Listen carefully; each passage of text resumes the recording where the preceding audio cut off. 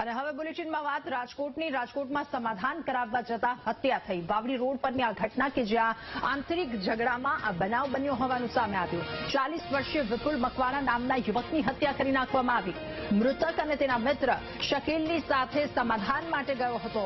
શકીલના ભત્રીજાને મકાનના ભાડા અંગે માથાકૂટ ચાલતી હતી।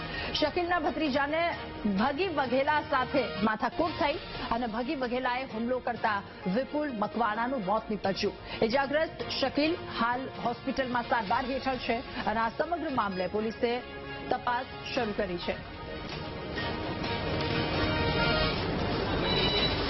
मैं एना भाईबंध भेगो गयो तो एनो भाईबंध गयो ने एना खटारामां क्लिंडर तरीके जाइए कांईक अगाउनी माथाकूट रहे तो आ कांईक समाधाનમાં ગયા હતા બે જણા ત્યાં કાંઈક અગાઉ માથાકૂટ થઈ હશે તો આ ભાઈ નીચે ઊભા રહીને પાણી દુકાન ફાંકી ખાતા એમાંથી વાંહે 5-8 જણા આવ્યા ધોકાને પાઇપ હતા ઓલા લોકોને મૂકી દીધા આની ઉપર હુમલો કર્યો।